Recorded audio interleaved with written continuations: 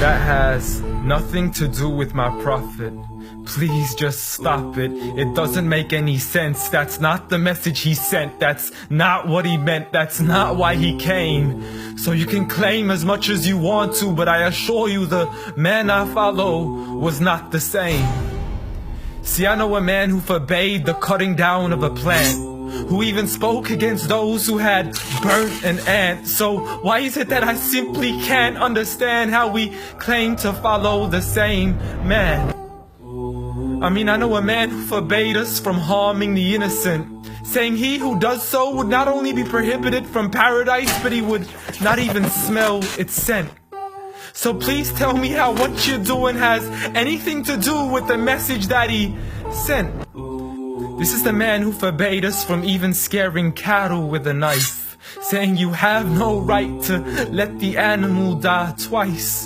And when he was asked for advice, he'd reply, don't get angry, don't get angry, don't get angry, repeating it thrice. See, I know a man who called to patience first, even to those who had treated him the worst. And when he was asked to invoke Allah's wrath, he said, I was not sent to curse, but rather as a mercy to the earth. Matter of fact, the entire universe, meaning everything that was made. See, this is a man whom the clouds would rush to shade, a man to whom the trees would sway and the birds would flock to seek his aid. For they knew he was a man of justice, a man who would never betray, a man who could be trusted even by those who had wanted him slain. See, Anas bin Malik served him for 10 years, and not once had he heard him complain. For he would never get angry for himself, but only for Allah's sake. And he never responded to evil with evil, but rather he pardoned and forgave. For had he been harsh-hearted, the people would have ran away. So what is it that we still don't understand when we claim to follow Islam, yet we fail to follow this man? I mean, I know a man who was so caring and compassionate, who said that there is a reward in serving all things that are animate. In other words, everything that breathes, whether it be the animals, the trees, and every single human being. I mean, if Allah called him Rahmatan lil Alameen, how dare you call him anything else that contravenes? See, this is a man who said that the Muslim was he who is soft, simple, and lenient.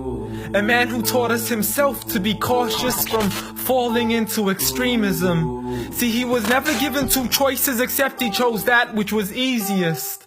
Not for himself, but for his people and their convenience.